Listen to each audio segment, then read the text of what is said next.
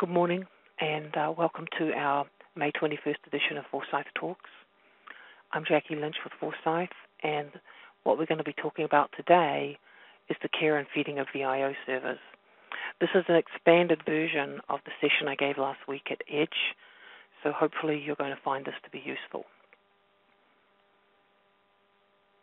So we're going to talk a little about best practices setup, installation, maintenance and upgrades, backup monitoring, some things on maintenance, and then I move some of the backup material forward for useful commands, and I also have an example from the VIOS advisor. So let's talk about best practices setup, which is before you even start doing maintenance, what are some of the things that you should think about? And as of yesterday, I just had 2 introductory articles published. One is on VIOS 101, CPU and processors, how they work, and another one is on memory. And then there'll be another couple of parts coming out on I/O in the network.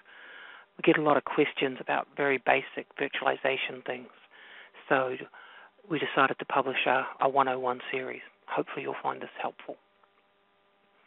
So let's start with staying current. And I know you hear that every time you call IBM, you need to do an upgrade, you need to update. But the fact is that so much stuff comes out in the new levels, so much stuff gets fixed at new versions, that it really is important to stay up to date.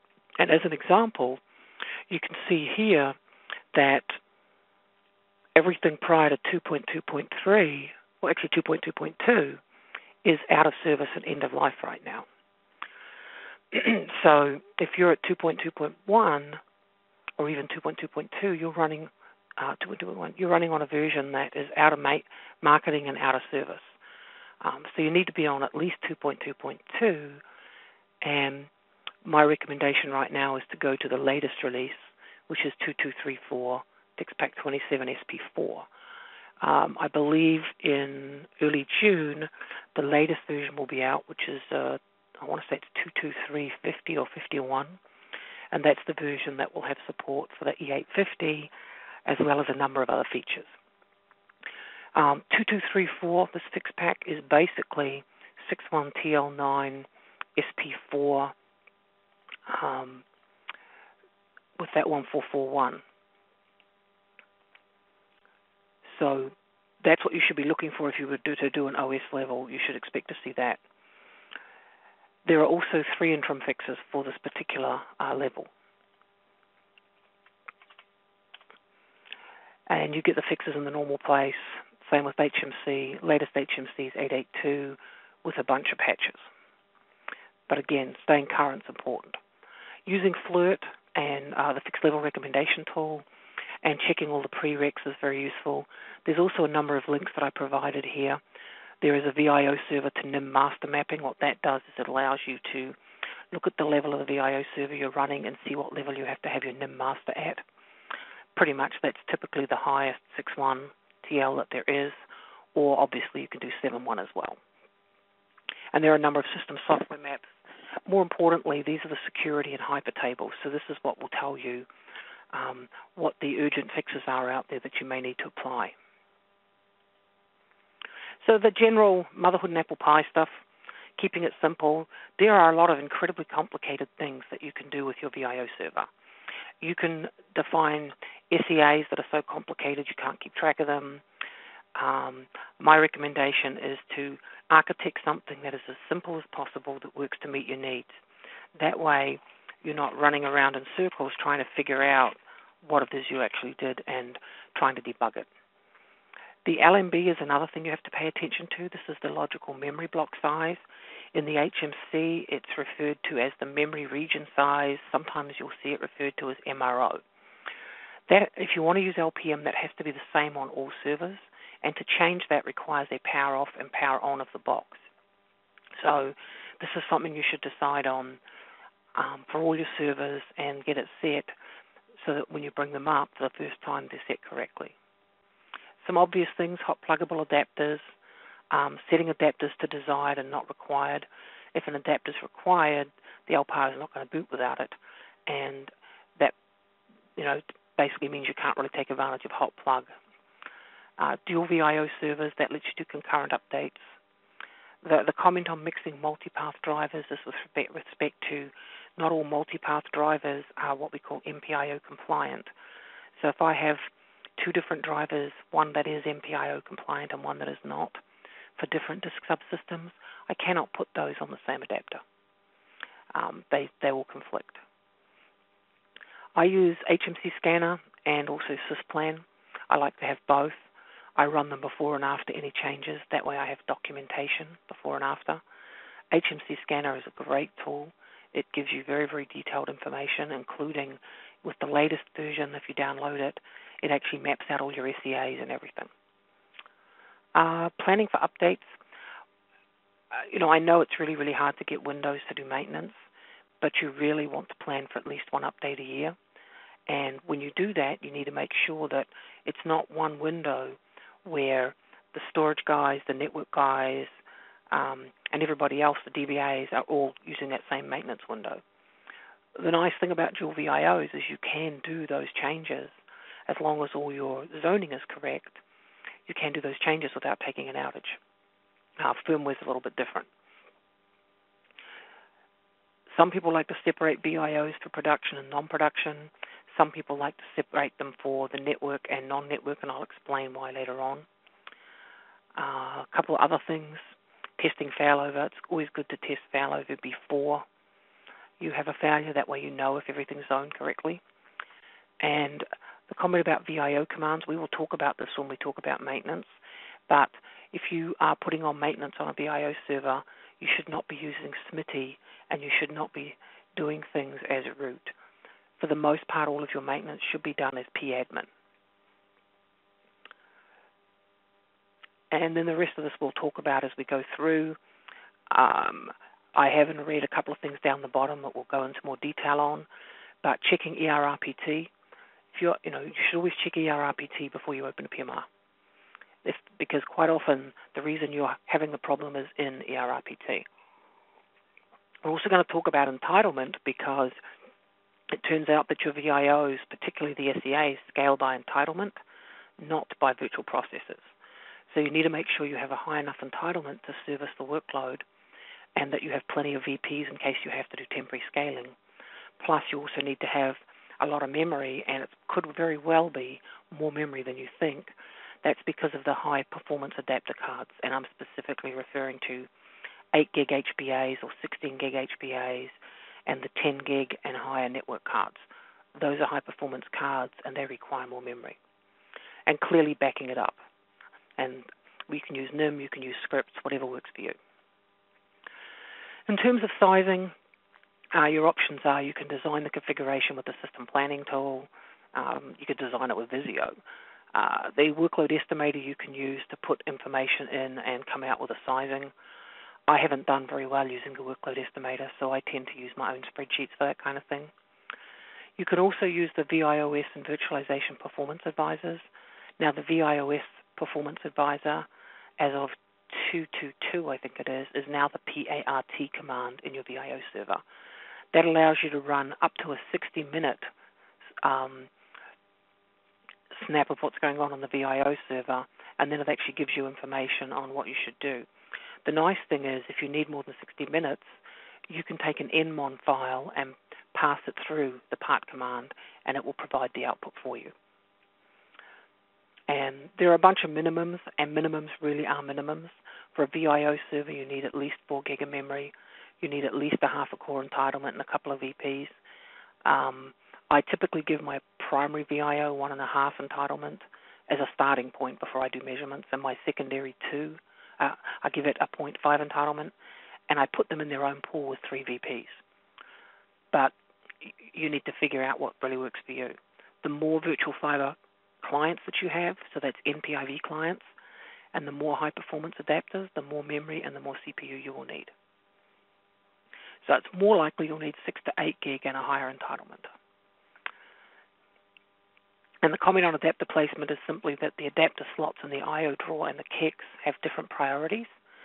So it's important that you pay attention to that. If you have most loved ones, like you really need to favor I/O versus network or whatever, then you make sure that the cards get laid out in the adapter slots to take care of that. Those are all well documented in the technical overview red books for each server. And for any server that you have, you should download that technical overview red book. A little bit more on sizing. I mentioned that for 10 or 8 gig adapters, you need more memory.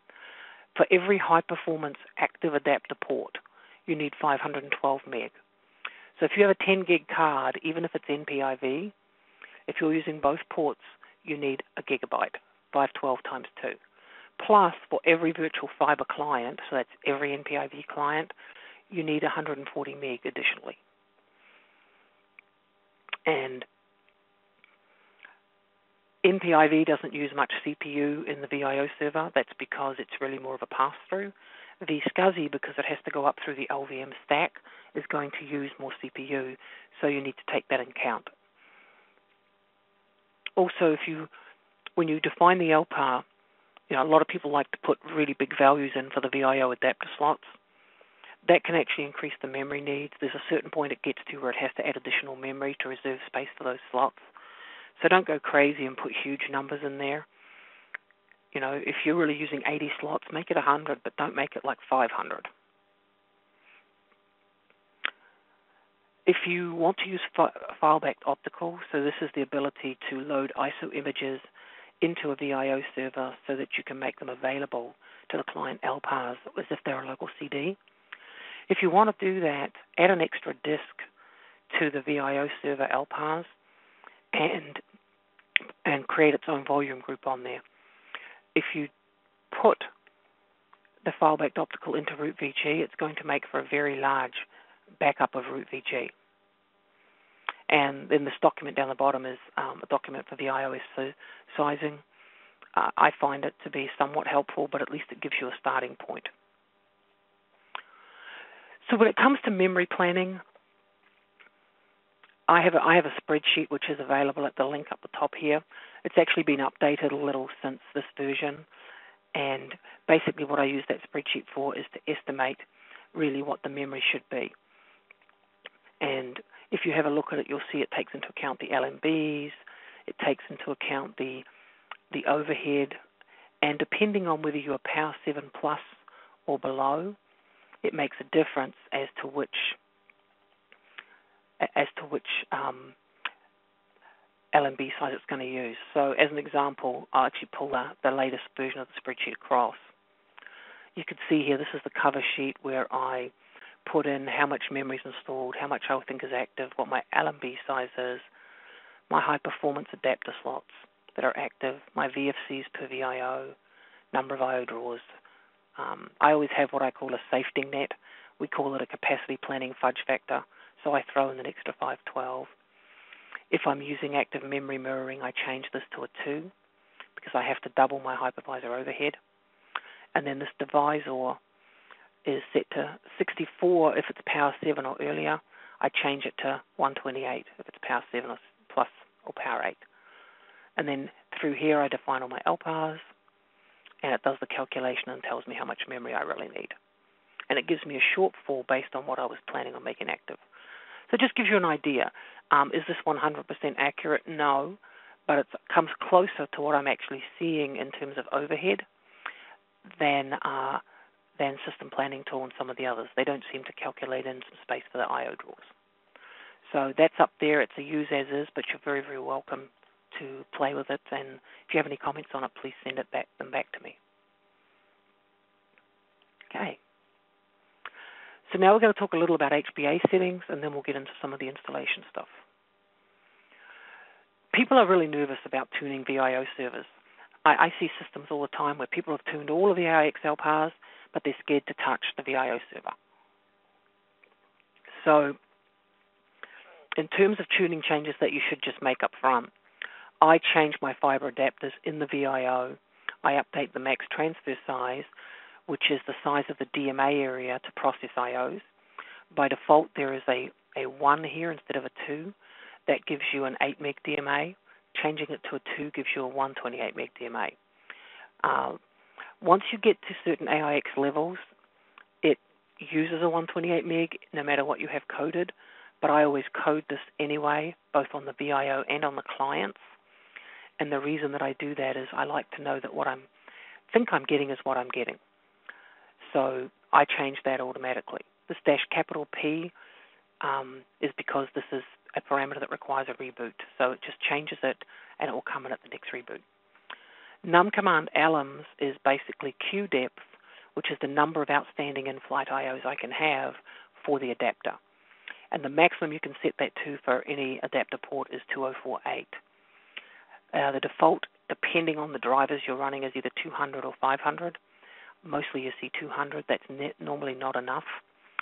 And pretty much once you get to 2048 on all your ports, if you're still getting, if you're still running out of num command elements, that's when you have to start looking at adding additional fiber adapters. So these are things I just set automatically. You should check with your disk vendor that they'll support these numbers. Most of them should. Something else I want to mention too is you should always do an LSDev and make sure that all the disks are showing up correctly defined as whatever they are.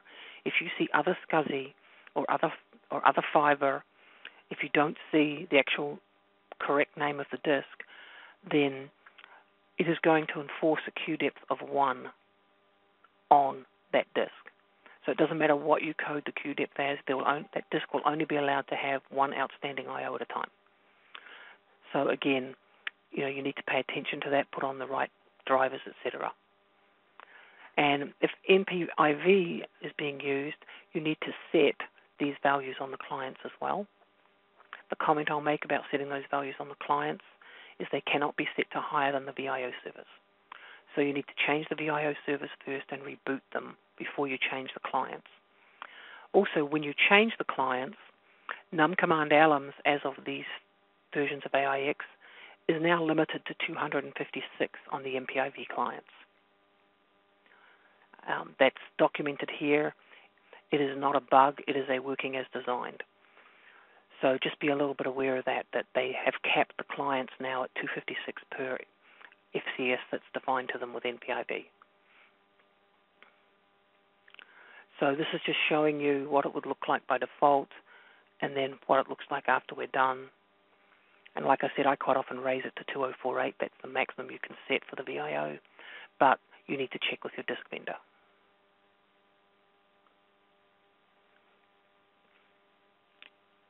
And as I said, this 128 meg DMA, as of AIX 61TL2, that's what the clients will use, but I still set it so that I know that that's what I'm getting. There's a very good document by Dan Braden from IBM where he goes into all the tuning for queue depth and for tuning adapters and when to do it, etc. And in fact, I've got references throughout here to a couple of additional documents of his. This is just showing you what my VIO server and MPIV client look like. So as you can see, I've set the num command alums to 256 in the client because there's no point setting it higher. Okay, so we're going to talk a little bit about the network now, and we're going to talk about some of the things that can make a difference for you. So the first thing is link aggregation, and we typically do aggregates. We have 3 different ways that we can do the network. We can do VIO1 on one switch, VIO2 on another switch, each one with multiple ports aggregated, and then we use SCA failover. The other option you have is to use nib, where you have let's say two ports on VIO1 that are aggregated, and the third port is a nib that is going to a second switch. The issue with that is if I have 3 adapters on VIO1 and 3 adapters on VIO2, if I use SCA failover, I have the throughput of 3 adapters, and the other 3 are there for when I failover. If I use nib, typically 2 adapters are in the aggregate and the third one is nib. I only have the throughput of 2 adapters. I have the 3 that are on the failover sitting there, and I have the 1 that's my nib. So the issue with that is that nib is very pingy, and of course I'm giving up some bandwidth. The other alternative is SCA failover with load balancing, and what that involves is defining 2 SCAs, one which is primary on VIO1, that's on the same VLAN as the other SEA, and pretty much the way it works is the first SEA, VIO1, you just define half the LPARs with that as the primary, and you do an aggregate at the client, and then the second SEA, it's going to be primary on VIO2, and so by doing a little bit of tweaking with which one goes to which LPARs, you can actually do some load balancing. It's a little complicated to do, but it gives you full redundancy, full bandwidth. With respect to why people don't do VIO SEA failover, it's because it used to be that you could not have those three adapters I mentioned on different switches. If they were going to be in an aggregate, they had to be on the same switch.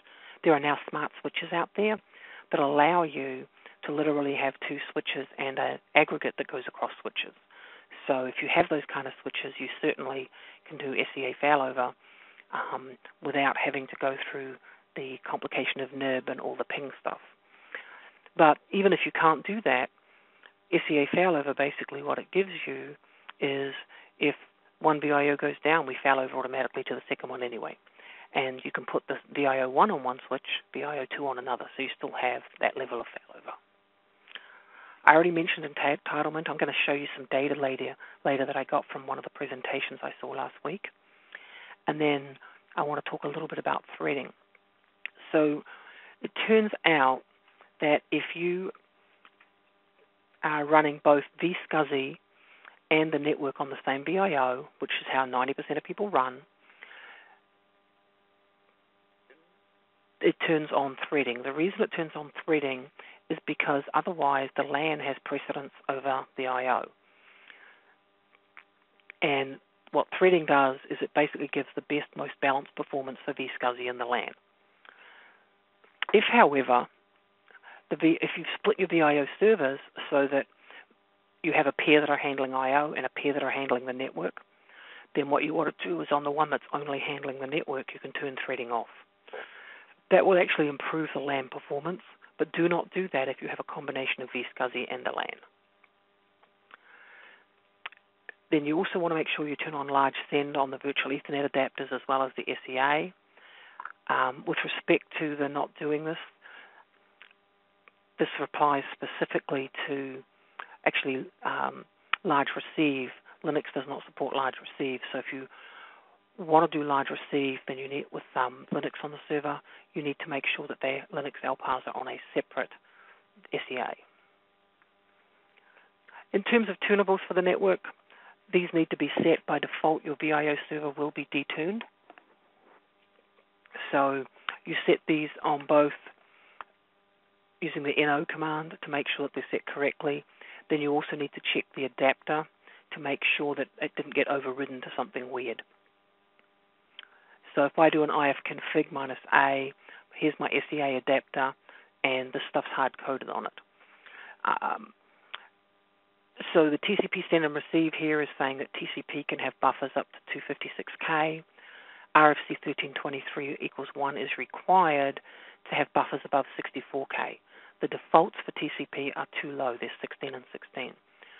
The reason I point out that you might have to do the ifconfig is because at one of the TLs, IBM started overriding these on the adapter because the defaults with NO weren't set properly, and they put some really weird numbers in here. So these are the numbers you should be using at a minimum for 1 gig and 10 gig networks. And if they're not set on the adapter, don't go set them. Instead, make sure you have these tunables set. And that is not a typo. That really is a 0. You receive about 10 times as much UDP traffic as you send. In terms of network performance and throughput, and I'll show you some data on this later, it scales by entitlement, not by VPs. So you need to make sure you have enough entitlement. Your VIO server should never run above entitlement for any period of time. It is heavily affected by the MTU size, and particularly when you're doing virtual Ethernet. You can get significant CPU and performance improvements with different MTU sizes. Obviously, distance. There's a bunch of offloading and coalescing features. I have a presentation on network performance that goes into these in a lot of depth. You're just going to have to trust me today that these impact performance. The firmware on the adapters and server, For the 10 gig and the 8 gig cards, IBM updates that firmware pretty regularly, and what they do is they immediately archive the old firmware and make the firmware a mandatory update. So you do want to pay attention to what the firmware levels are for the adapters that you're running. The same as for 10 gig E, making sure that any known E-fixes are on. And this is a link to the network performance presentation. It's been updated a little bit since then, but it at least gives you some more of the details. So this is some data. Alexander Paul gave a presentation last week at Edge, and his was all with graphs, so I pulled some of this information out of here and put it into a spreadsheet to give you an idea of some of the bandwidth issues. So he had some LPARs running that were capped, and then he uncapped them with different MTUs. And this is the bandwidth for a virtual Ethernet. So this is through the hypervisor. So if I'm running a 770, well, let's just use the MMD. All right. If I only give it 0.4 of a core, the best I'm going to get is just under a gigabit a second. If I have it capped at 0.4 of a core, I'm going to get it 1.9 gigabits a second. Now, when he uncapped it, he also gave it an entitlement of 3. And so now you can see we bumped up to 1.6, and actually we were able to push through 7 gigabits a second with an MTU of 9,000. And it got even better when we went to an MTU of 65,390. Do not take this as a recommendation that you should run out and change your MTU size. If you have two LPARs talking to each other across the virtual Ethernet on the same box, and those network traffic is never going outside the box, then you should test out different MTU sizes. If you're talking about an SEA that goes outside the box, anything above an MTU of 1500, you need to talk to your network people too about, because if their stuff's all set to MTU of 1500 and you start sending out 9000 or 65,390, you'll be doing a lot of packet fragmentation, and that will make your performance worse. So, this is typically used with the LPARs talking to each other or on private networks that they can actually control the switch without affecting general traffic. Additionally, if all your packets are very small and they're less than 1500, changing the MTU size will do nothing for you. But I just wanted to show you this data. His presentation was superb, and he has a lot of information behind the scenes on how he really set these up. But you can see that just the MTU size makes a big difference. And by the way, it also uses less CPU to do the same thing. So just something to think about. So with VIOS Server 2.2.3, which I think is the minimum version you should be at, they made a lot of changes. There's actually a book out. One of the red books covers all the enhancements. But one of the things that they brought out was the ability to do what we call a simplified SEA definition. So typically when we define an SEA, we define it with a dedicated control channel, which means we have to keep track of a whole bunch of VLAN IDs if we have multiple SEAs. So if you look here, I'm doing a make vdev for my SEA, and I'm defining a control channel. Well, you don't actually need to do that anymore. Once you're at 223, if you don't define a control channel, it will default and use VLAN 4095. So you no longer need to use the control channels. Keep in mind that there are some HMC, VIOS, and firmware-specific requirements for that, and it's not available on any of the B models or earlier. So a lot of the new functionality that's coming out, IBM expects you to be at least a C or D model, or preferably a Power 8. But this makes the things to be a lot simpler. Obviously, you have to make sure that VLAN 4095 is not being used in your network, but this is very helpful. Another thing when you're defining SEAs, when you define the virtual Ethernets, make sure you do not screw up the priorities. Make VIO 1 priority 1, VIO 2 priority 2 for the trunk priorities. If you give them the same priority, you will cause a spanning tree loop. When you do that, you'll probably take your network down. So pay a lot of attention, and before you activate that SEA, double and triple check those trunk priorities. Okay, so we're going to talk about actual installation, and then some stuff on maintenance, and then some things about looking for problems and how to fix them. So you have several installation options. You can install from DVD. That's a complete install. It's a fresh install. If you've had VIOS servers around for quite a while and you've gone through a lot of upgrades, you may want to do a completely fresh install, just because over time things can get broken and go south on you. You can also install using NIM. You can use the HMC, and basically from the HMC there's actually, when you do an SMS boot, there's actually a box where you can check to say do a VIO server install. Or you can log into the HMC and you can use the install iOS command. So you can do it through the GUI, you could do it through the command line, you have a lot of options. And then of course you can actually take a make-sys-b of one of your VIO servers and restore it there, and then go and define all the virtual definitions. So I have links in here that should be hot in the handout that you can actually go and look at some of these for. So we're going to talk a little about the VIO server and NIM. You can use NIM to back it up, you can use NIM to install it, and you can even use NIM to update it. So for an installation, basically you have to create a make-sys-b image. Now actually it turns out there are 3 of them. Today you get 2 DVDs. There are 2 make-sys-b images on the first one and a 3rd make-sys-b image on the 2nd DVD. You have to take those make-sys-bs and concatenate them into one big make-sys-b image. You then create the spot from the make-sys-b image.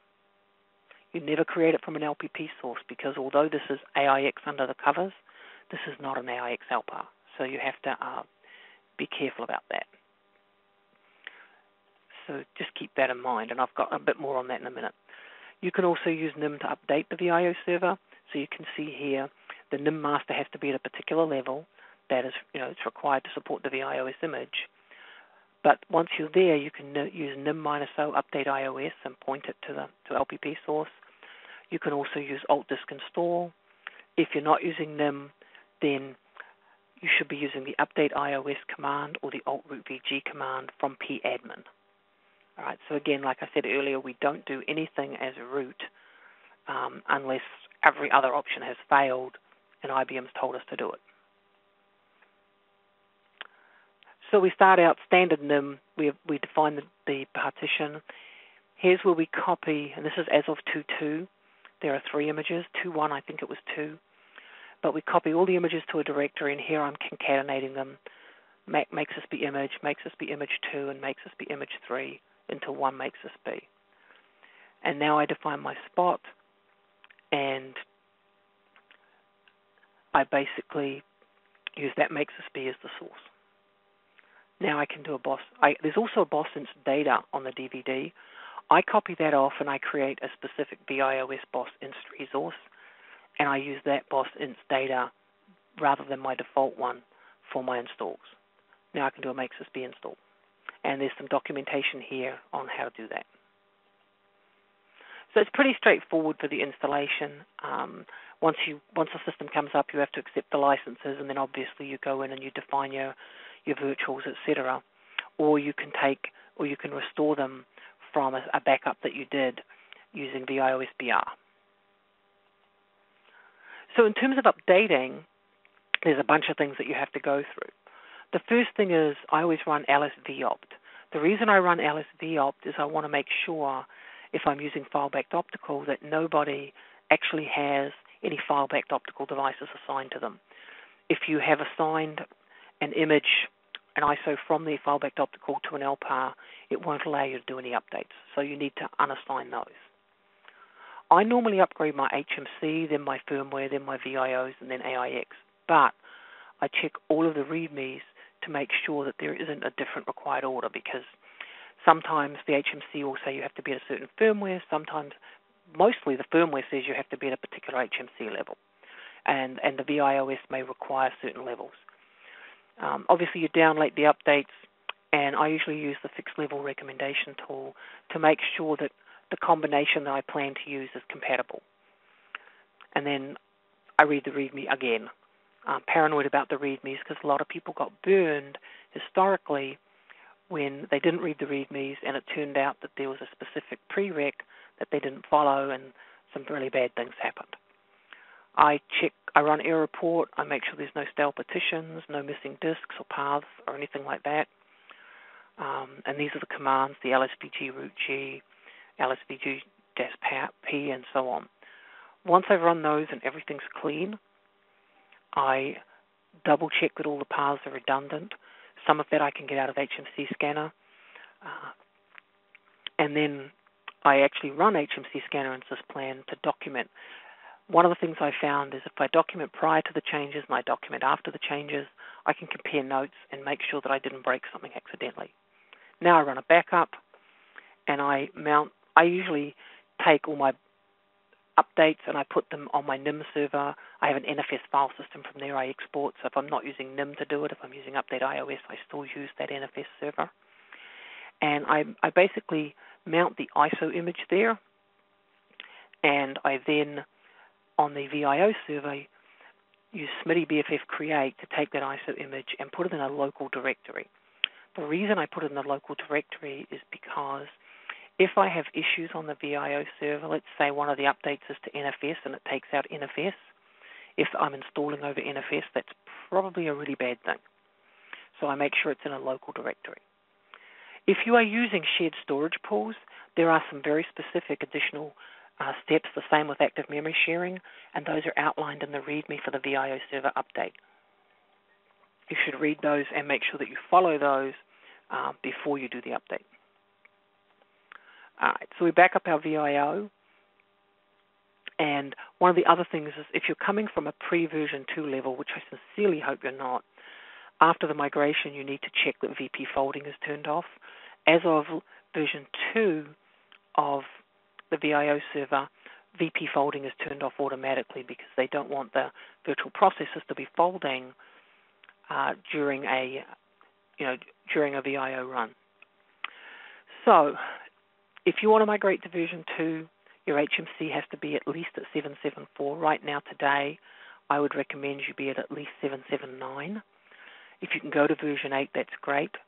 But if you have Power 5 on the server, if you have Power 5 servers, those are not supported by version 8 of the HMC, so you may not have that luxury. If you're migrating from any of the version 1s, my recommendation is to do a completely fresh install. Otherwise, you have to go through these multiple steps, and there's probably 7 or 8 of them by the time you're done, to get to version 2.2.3.1 so that you can get to 2.2.3.4. Because you have to go from, let's say you're version 1.3, then you have to get to version 1.5, then you have to put on the specific fix pack, then you have to get to version 2.1, then you have to go to 2.2.3.1, and then 2.2.3.4. It's not pretty. There is a single-step update, but it requires specific 2.2.1 version of the VIOS. There's also a way to do a single merged LPP source. This is all documented, but if you use STD-PCM, that doesn't work. So again, my recommendation is if you're way back level, do a fresh install. And that way you know that you're installing to best practices. Only do a migration if you really have no choice.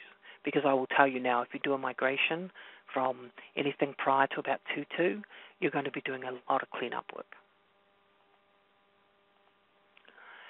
There's a lot of documentation in the Power VM Managing and Monitoring Red Book.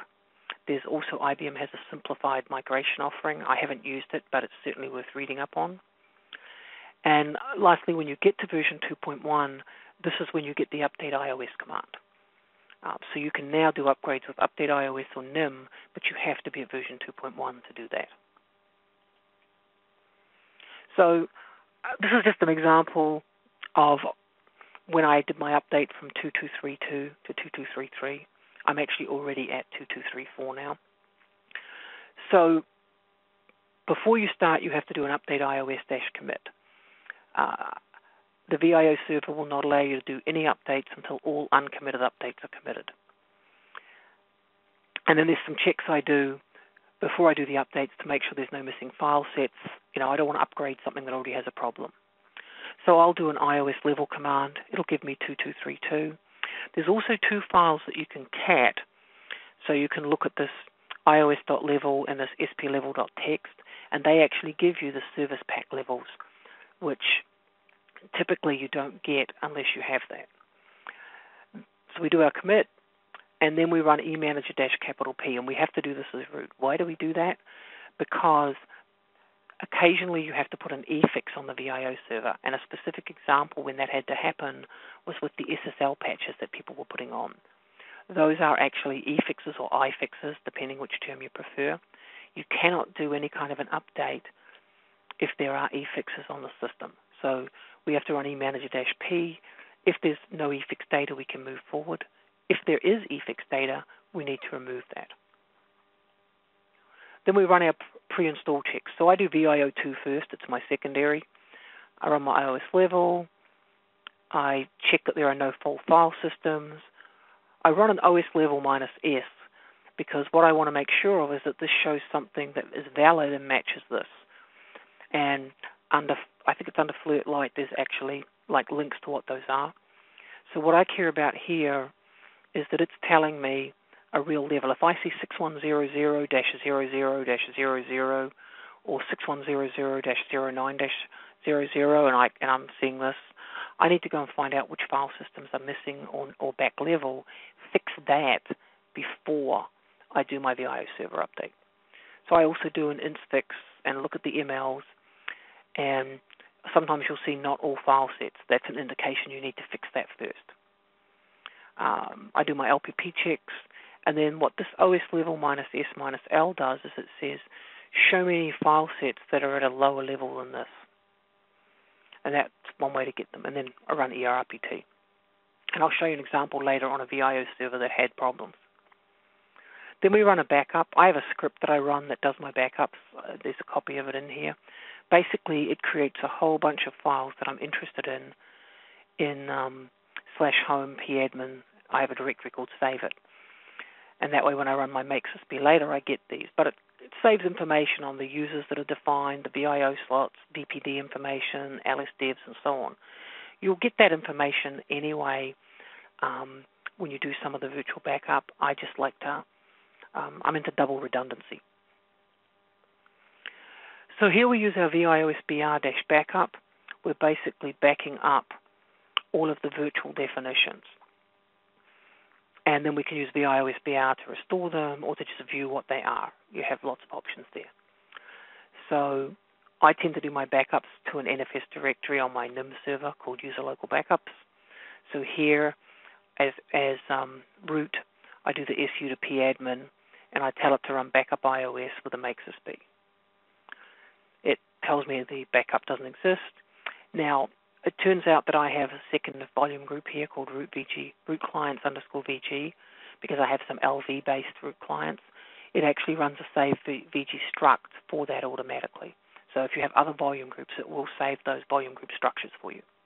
It does not back up those volume groups. So you still have to back those up separately if you think there's a chance that you will lose them. So once it's done that backup, it now goes and creates the image data, and then it does the makesysp image. Now, in terms of getting the updates, we go to Fix Central. I always download the ISO image. As I said, I put that on my NIM server. On my local client, I'll create like a /CD-ROM or whatever, and I will use loop mount to mount that ISO image as if it was a CD locally. Then I SMTBF create it, and as I said, I create a directory that has those files in. So I use /userlocalsoft VIOS223, which is a local directory on the VIO server. You need to make sure it has, and I make that a file system, you need to make sure that that has at least 7 to 8 gig available to it. And so the BFF create will dump everything in there, and now even if you lose the network or the NFS, you can still do your update safely. So on the VIO, we run our update iOS. We point it at this directory, and the first thing it will do is it will come up and it will tell you there's a boss.rte.install to go on. So this is a little different to when you do an AIX update. If you do a SMTI update all, it'll tell you that there's one update to go on and there's like 273 deferreds. If you don't go and install boss.rte install separately, it will just go ahead and install the deferreds after it installs it, and you won't know whether or not you have enough disk space for the upgrade. The nice thing about the VIO server update is it actually does them separately. So it'll ask you if you want to do the RTE install. You go yes, it installs it, and then it asks you about the other fixes, and it gives you the estimated space. You can reply yes, and off you go. Depending on how many fixes, in my case there were 272, takes anywhere from 1 to 2 hours. Afterwards, you run an OIOS level. You can do your OS level -S. You cap those two files that I mentioned before, the splevel.txt and so on, and check those. I also do an LSVG, grep root VG. I have mine on internal, so they're mirrored. Even though the update said it ran a BOS boot, I've had to recover from too many badly damaged boot lists, so I always do a BOS boot for each of the disks, and I do a boot list. And then I'll reboot and run some post-install tests. So pretty straightforward if everything goes smoothly.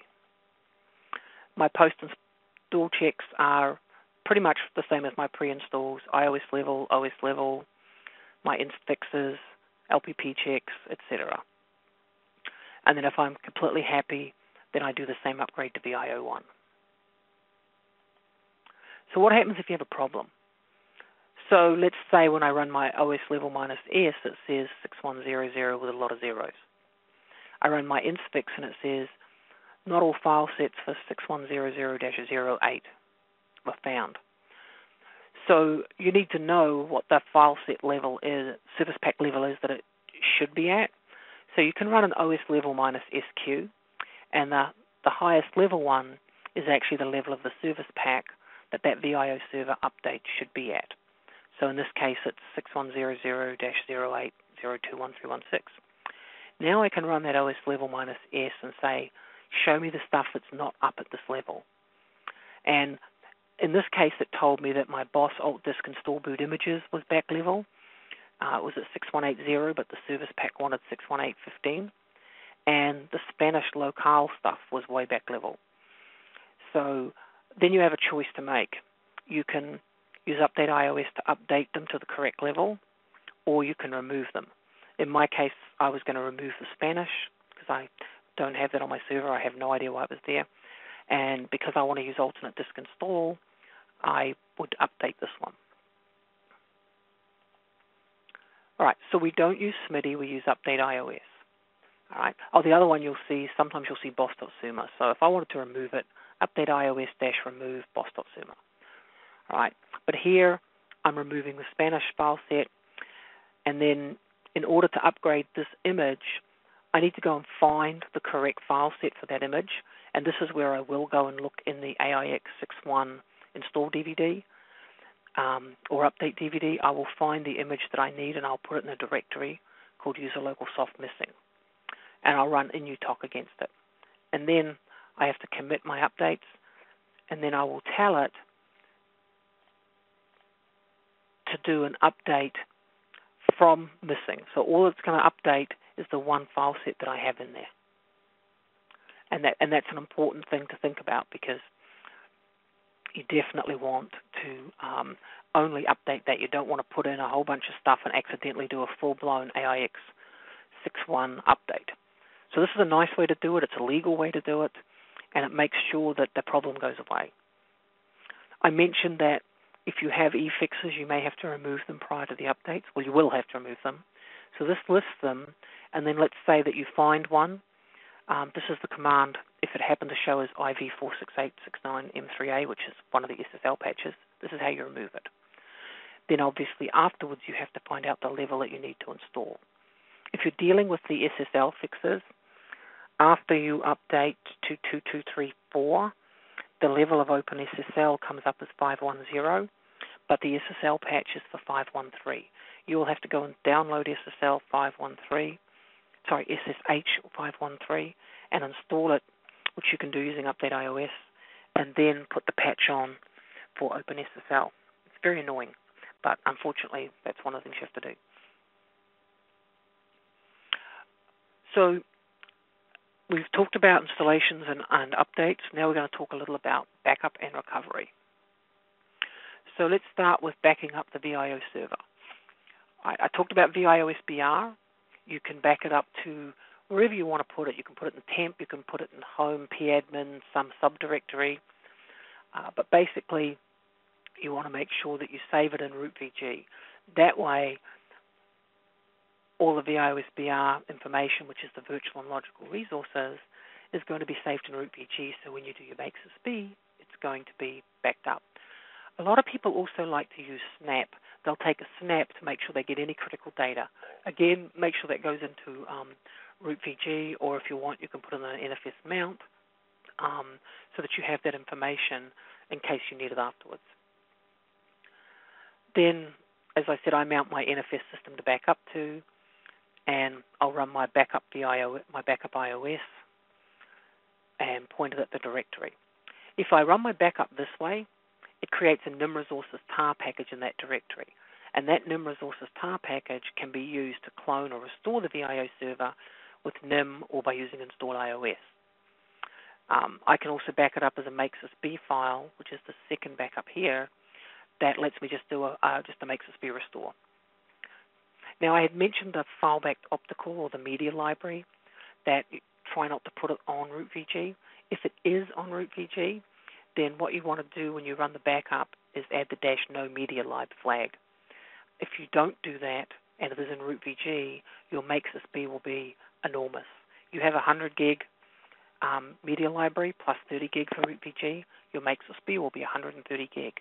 That is not something that you want to restore from. I mentioned that I have a script that I run, and I have a copy of it on the next slide. If you have other volume groups, you may want to do a separate save VG struct, although when you do the VIOS-BR backup, it does save volume group structures. I come from this supremely paranoid environment where I like to back everything up separately, and then if there's a group backup, that's great. Here's our various backup commands, and then there's details here on the actual NIM resources tar file and how to use it. Then there's this really cool command here, which if you just want to make sure that you're getting all your virtual and logical resources backed up every day, you can run this viosbr command, and basically what we're doing here is we're saying back it up every day and keep the last 7 files. And by default, it'll go into config backups, and it'll start with the name VIO backup dash, then a bunch of things. So this is something you may want to just set up automatically to ensure that you get a daily backup. These are not huge backups, but obviously you want to make sure there's enough storage to, enough room in the file system to hold them. This is the script that I use for my backups. I'm not the world's greatest scriptwriter, but it'll give you an idea of the commands that I use. You may want to add your own commands. You may want to remove them. I run the script as root, which is why it's full of supadmin commands. But it gains for me 90% of the information I need if I had to do a recovery. So this is something that you may want to do.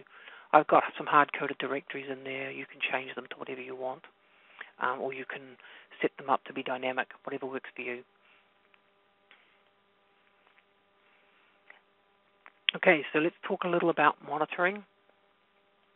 And there's a number of things you have to think about.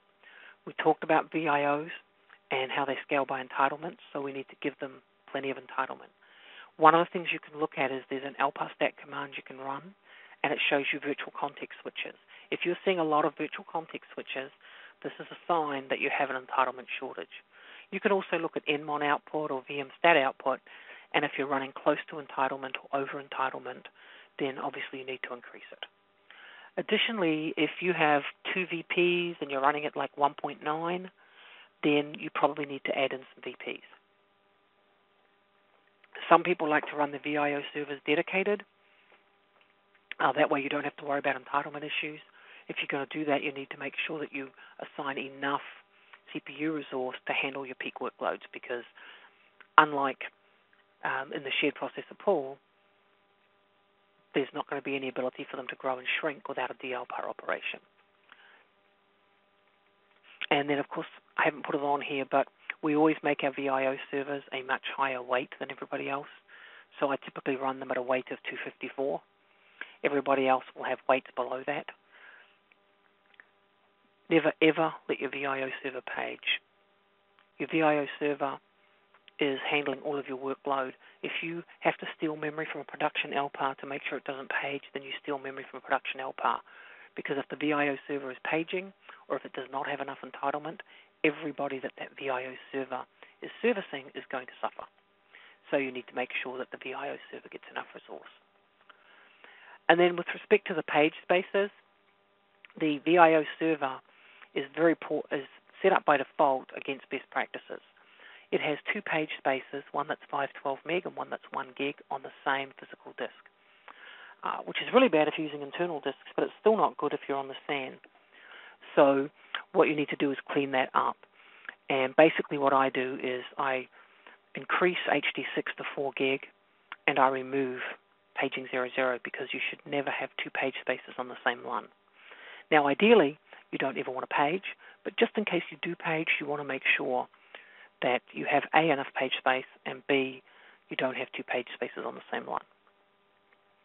And then if you have multiple page spaces, you want to make sure they're all the same size. Okay, in terms of monitoring, I run nmon 724 on all my servers, including my VIOs. This is the command that I typically run. This gets me 24 hours of nmon. I kick it off at 11:59 each night, and I kick it off out of a script because I change directory into a specific directory so that all the .nmon files go to one place. I also make sure that that directory is its own file system because I don't want to let it go to USR or var, fill them up and bring the system down. So this gets me a whole bunch of different things, and I've detailed for you here what each of these acronyms means. The one that was new about a year ago was the capital O, which gets you SEA statistics for your VIO server. So that's very helpful because we didn't have those before. And then the little caret gets you fiber adapter statistics. This example up here is what I run when I want to just grab a 30-minute nmon. There's a bunch of other commands, and like I said, the VIOS Performance Advisor also reports on the SEAs. Now, in terms of shared processor pool monitoring, if you have a lot of shared processor pools, you want to know who's using what. In order to get valid shared processor pool monitoring, you have to click on every LPAR and go into Properties and check the box Allow Performance Information Collection. There is no point in checking that box on half the LPARs because it needs to be every LPAR in order to get valid values for the APP column, which stands for Advanced Available Processors in the Pool. So multiple ways you can look at that once you've done it.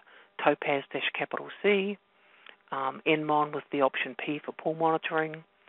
There's an nmon analyzer LPAR tab, and then there's other flavors of LPAR stat. If we look at the LPAR tab in nmon, this is showing me how many physical CPUs I'm using, what the other LPARs are using, and then what's available, so what's idle. Again, like I said, this is not valid unless you have actually set that available, that Allow Performance Information Collection tag. So make sure that you go through all your LPARs and set that. Some people don't set it because the security people don't want people to be able to see across all of the LPARs, but from a performance information collection, you actually need that set. You also need it set if you're going to take advantage of the new performance collecting information that the HMC does at version 8. Something else that's kind of new, a lot of people aren't aware of, is NPIV. So it turns out that NPIV statistics you could typically only get at the client. So you'd go to the actual client, you record, all the fiber stuff, and you basically have to look at the output from each client. Well, it turns out that in VIO 2.2.3, the Performance Advisor supports NPIV aggregation information. So if you run the part command at 223 or higher, you actually get NPIV information in the output reports. As of PowerVM version 2.2.2, there is another way that you can get it from the VIO server, and that's using this fcstat-n with the actual worldwide port number. So this is the worldwide port number of the fiber adapter as seen on VIO1. So it's not the virtual worldwide port number that you see on the client. There's also an fcstat-client. So you now have the ability to get some performance stats as of VIOS 2.2.2, which are aggregated MPIV statistics. And this is a link to the fcstat command that talks about this. I also just found out about a new piece of software called MPIV Graph, which actually visualizes your MPIV mappings. I haven't tried it yet, but I put the link in so that any of you that are interested can go and check it out. I'm hoping to try it in the next month.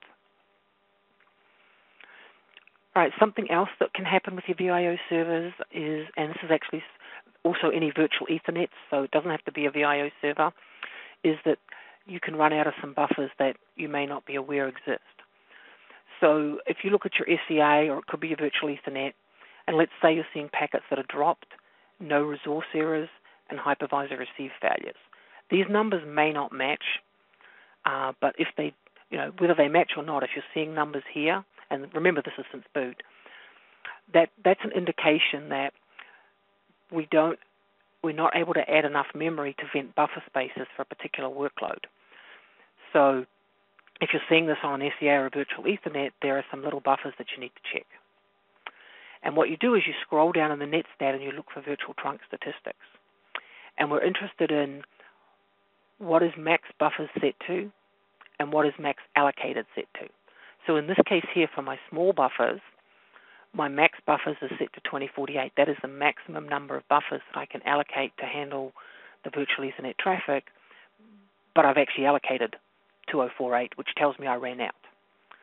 So then what I would typically do, and unfortunately this requires a reboot, I would go to the virtual Ethernet that is affected, and I would increase my maximum to, let's say, 4096. And the maximums for each of these that you can set, by the way, is different for each kind, so you'll need to check what those are. And then I'll increase my minimum. Now, if you have a very dynamic workload that requires low latency, what a lot of people will do is they will set the minimum and the maximum to the same value. That way, you're not having to go out and get new buffers. So if I look at this, I could have anywhere from 512 to 2048 buffers. If I need, buffer 513, then I have to go create it. If these were the same, I would always have 2048 buffers available, and with a maximum of 2048. So if you have that kind of low latency requirement for your workload, you may want to set them to the same value.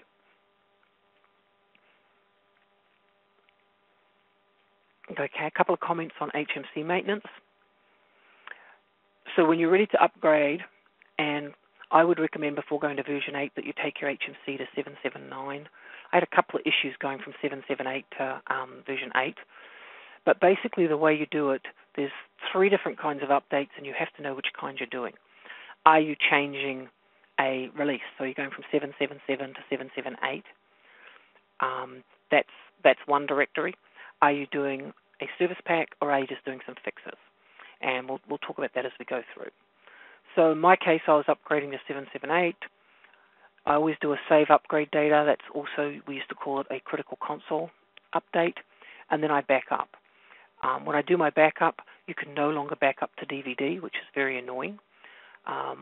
So you either have to back up to the USB stick that may have come with your HMC, or to a remote FTP location. I then go through and I do some checks. So here I'm checking that I have enough memory. This thing on profile sizing pretty much says that to go to any of the newer levels, you need at least 4 gig. Personally, I think you need a lot more than that. My HMCs, I have actually updated since then, added memory, and so they run, I think the CR6s are running with 8 gig, and my CR7's running with 12. The memory update is not expensive. If you're buying a new HMC, add the second DIMM.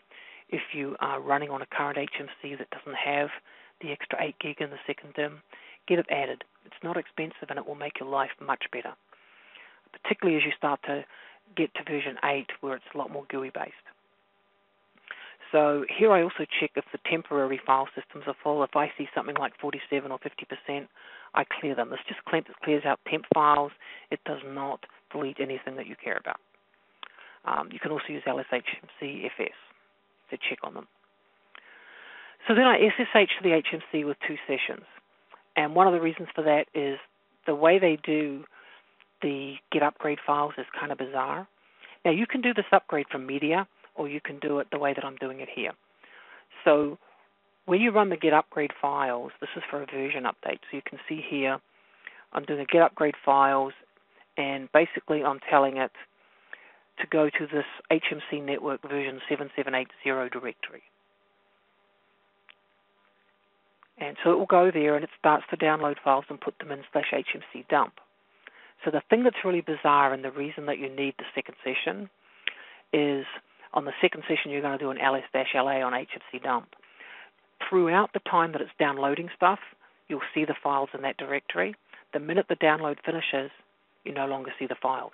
They're there, but you just don't see them. So this is how you monitor whether it's finished. You then exit that second connection, and on the first one, you do a change HMC to do an alternate disk boot and do an upgrade. And then you shut down and reboot the HMC.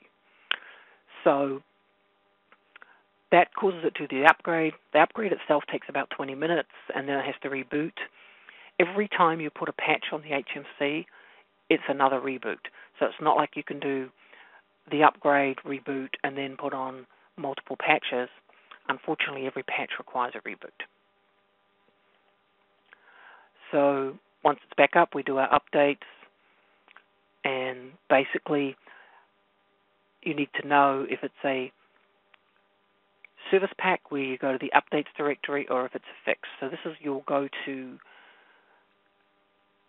Fix Central, and you'll make a note of every MH that it's telling you that you have to download. You need to know the MH number to do this, and you'll make a note of whether it's a service pack or whether it's an update. Typically it's going to be one service pack and probably a couple of updates. So in the GUI you'll point it at this FTP account ID, and then if it's a service pack you'll use this as the directory. If it's patches you'll use this. You'll scroll down and look for the MH number, and it'll be something like, in this case it would be MH01404.ISO. But you have to do them in order. So usually there's 3 or 4 of them, and so you start with the mandatory ones and work your way down. It's very frustrating. Then once you're done with the reboots, and this could be, depending how many you have to do, it could be 3 or 4 reboots, you're going to take another backup.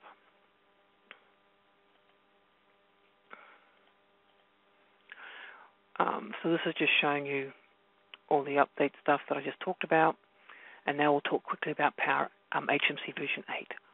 This is required to support Power 8. It does not support Power 5, and you need to be on a CR5, or if you're using a disk side, it's a CO8 or higher. My recommendation if you're running Power 5 is to bring in a new HMC for the Power 8s and then transition things over that it can support. That way you can get the extra memory and everything else. If you don't want to buy a new HMC, you can always buy CR7s used and just get them with the extra memory. But it saves you, if you're running Power 5, it saves you having to deal with the Power 5 issues. One of the things that HMC version 8 does is it validates entitlement for the Power 8s. If you're not aware of it, when you go to Power 8, IBM is now validating entitlement using something called a UAK, a Universal Access Key. From the HMC, you can actually see when the UAK expires for each server once you click on the server. But what this means is you can download firmware, but you can't install it unless you have a valid UAK. Charlie Clear wrote an article in the most recent IBM Systems magazine about that, so you may want to go and read that to understand it. But this is on all Power 8s. HMC version 8 also introduces the new performance capacity monitoring tasks, which give you reports on resource utilization. It also, once you get to 8.8.2, I think it is, it also adds an enhanced login. So you can log in as classic, you can log in as enhanced. If you log in as enhanced, you get access to all of the new templates for creating, you can actually create a template for creating LPARs. What's interesting is if you want to create an LPAR from scratch, the way that we typically do, we go in and we add a profile or whatever, you have to be in classic mode. I couldn't figure out how to add an LPAR without being in classic mode without using a template. So make sure there's a little drop down the bottom when you do the login. Make sure you pick the correct mode for whatever it is you're trying to do. There's a bunch of NIST and LPM improvements. They added SRIOV support and some other things that may be helpful. But pretty much if you want to run Power 8, you have to go to HMC version 8. So in terms of upgrading, we obviously make sure that we have no Power 5. We check our memory and hardware prereqs. The HMC has to be at 778. I personally would go to 779 before I did it. You also, if you want to get access to the new performance metrics, your VIOS server has to be at 223 minimum. Like I said, the latest is 2234 FixPack 27. If you're using redundant HMCs, check the prereqs. Typically, if you're using redundant HMCs, they both have to be updated pretty close to each other so that you don't run into any conflicts. Certainly, I wouldn't do any LPM activities or anything until the redundant HMCs are both updated. Process is much the same. Back it up, get the upgrade files, reboot to do the upgrade, and then start applying fixes. Repeat till you run out of fixes, and then back it up at the end. It's a pretty straightforward process. So in the next few slides, and I'm not going to talk about these, I have a bunch of useful HMC commands. A lot of people aren't aware that there's a lot of CLI commands that can be very helpful. So I have them here with some descriptions. The one I use the most is VT menu. If I want a console, I don't like the GUI console because I get Java errors all the time. I actually SSH to the HMC. I type in VT menu and I pick the server and LPAR that I care about. What's really nice about that is if I'm doing a Linux install or I'm doing any kind of installation, the VT menu interface is much, much nicer than the default console you get using the GUI. Plus it lets me resize it, so if I want it to be really big on my screen, I can do that. I can't do that with the console version. If you want to know what version of the HMC you're running, you can run a ls HMC-V with a capital V. You can also run the ls HMC FS command and a bunch of others. These are some comments on the HMC scanner. As of January, the latest was 0.11.17, and that actually added some additional functionality. I've just listed a bunch of the tabs here. There's a lot more information in 0.11.17 on the SEAs than there ever was before. So a lot of virtual Ethernet configuration information and so on. So this is something you definitely want to look at running. When I run it, I have a script that I run, and I run it on AIX. I don't run it from Windows because every time I try to run it from Windows, I run into Java incompatibilities. So I just run it from my NIM server and point it at the HMCs. And at the last minute, I plug the password into the script because I have multiple HMCs, so I'll have multiple lines of this. I'll put the password in, run the script, remove the password. And here it is doing all my grabs of information from this one HMC. It creates a whole bunch of files that I really don't care about. The only ones I care about are the CSV files that it creates. I download those CSV files, and that's what I look at. All right, so real quickly on firmware maintenance. I mentioned the entitlement issues with Power 8, so you need to be aware of that, and that requires a current hardware maintenance agreement. So when you buy a Power 8, you usually get 3 years, so you'll have a UAK for that amount of time, but you should check when it expires. And as I said, you can't put on firmware without that. The only thing that's exempt from that is if there is a firmware update that is a security or a safety fix. Those are exempt. In terms of maintaining your environment, you need to have a good strategy for maintenance. We talked about this earlier. Firmware needs to be done regularly. It's very frustrating, I know, but 9 times out of 10, if you're back level on firmware and you have a problem, you're going to be told to update your firmware. And in fact, if you actually check, you'll find that there's a firmware history file for each of the servers. If you check that file, you're going to find that sometimes the problems that you're having are actually fixed in firmware. So it's always a good thing if you're having a problem to go look at the firmware history file for your server to see if that is a known problem at a firmware level above you. And a couple of years back, that was the case with a virtual processor dispatching issue. It was an issue at an earlier firmware level, but if you went up 2 firmware levels, the problem got fixed. So the answer that you got from IBM was correct. Update the firmware because it will fix the issue. So pretty much you want to make sure that you're on a supported level for your server and that if you are having issues, that they're not caused by that. So come up with a strategy. I don't care if you update every 6 months or every 12 months. Have a strategy that works and make sure that you are upgrading firmware throughout that time frame. Also, in the computer room, we have this thing called the 28-foot rule. The HMC is not supposed to be more than 28 feet away from the servers, and the CE is supposed to have line of sight to the servers. It's helpful to have web access in the computer room because if you're working on a server, you need it. Also having a landline phone available, because if you're on a call with IBM with a PMR, they can go for a very long time. Your cell phone battery can run out real fast. And if you're documenting servers, put the documentation somewhere other than the server, especially your restore procedures. It's very hard to restore something from documentation that's on the server that crashed. Just common sense, but stuff to think about. Okay. So I have a bunch of useful commands here. I'm just going to flip over these because I want to get to the PART command, but I just put these in here so that you had them because I can never remember them off the top of my head, so I put them in here for you. And then there's some specific commands on the HMC that are useful. You want to check your LMB sizes. This is the command that you'd issue.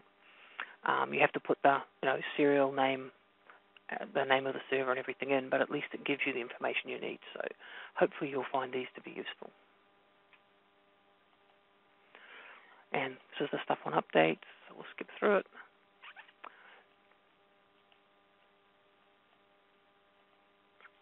And now we'll quickly talk about the VIOS advisor, which is now the PART command.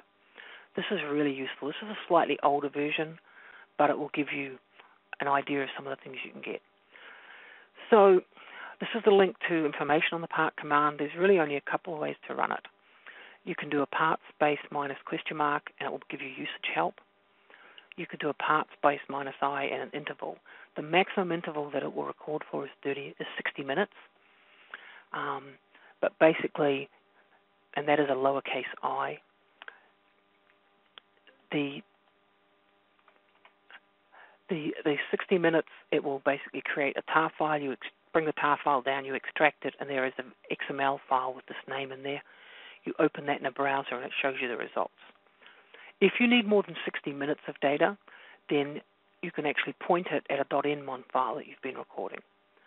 IBM also has a bunch of sample reports up where you can see them with the most recent output from PART. But I have some here that somebody sent me that we can look at. They're just a little bit older.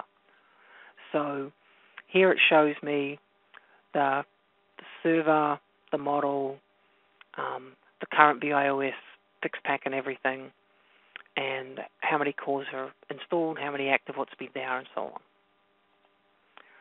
Then down here, if it's a green check mark, it's usually good. So it tells me what my entitlement is, if there's any changes recommended, what my current utilization was during the period it was taken, and information about my weight and how many virtual processors and so on. And this is all in one big screen. I've just chopped out pieces to show you. So here it's looking at my shared processor pool monitoring, which is enabled, what my entitlements are, and free CPU capacity, etc. And then this has all been expanded with the latest version, but basically it's giving me an idea of across all the servers for this VIOS, what is my IOPS, what am I peaking at, and so on. And then the same with the network. It's giving me an idea of that. Then breaks it down by disk adapters for my fiber channels and so on. This one didn't have the NPIV information in it. I plan to update this when my servers are back up and actually do a whole bunch of new part commands to get the latest version of this with the NPIV information. So again, here's some disk drive information and my average latencies and so on. It actually has a little orange thing here, which is basically saying that I seem to have a latency issue on HDisk 3, and maybe I want to go look at it. And then here's the memory stuff. So in this case, this red cross, now if you click on these, it gives you information about them. So it was telling me that I have 4 gig, but based on the number of high-performance adapters, etc., it thinks I need 7. So it thinks I'm short of memory and that I should do something about that. And I was doing a tiny little bit of paging, so it also thought I should doing this should fix that. So it's actually nice that it calls that out. Okay, so that's basically what I had to say about care and feeding of your VIO servers. I hope you found this very helpful. If you have any questions, you can email me. I will try to get the replay of this uploaded in the next week. And again, this is where the handout is. Other than that, I have a bunch of references for you here, links to the articles that we've written, and there's also some links to some Twitter accounts, and also the IBM US Virtual User Group as well as the UK one. The UK one runs at like 4 o'clock in the morning my time, so I don't tend to attend it. I do tend to download all their materials. They have some great materials there from speakers we don't normally get over here. And the US one, I believe they have a session next week, which is going to cover the new announcements. So you want to try and get signed up for that as well. And then I have links here to the HMC scanner, performance tools, the VIOS advisor. If you have to capture debug output for pAdmin for IBM, I have a link in here for that. And then lastly, a whole bunch of VIO server-specific references. I actually have a link to the latest README, as well as the Introduction, Configuration, Managing, and Monitoring, and the PowerVM Best Practices.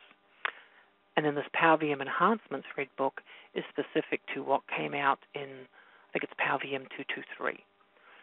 So you should find that hopefully to be helpful. Okay, so again, I want to thank you for sitting in on this session, and I hope you find it helpful.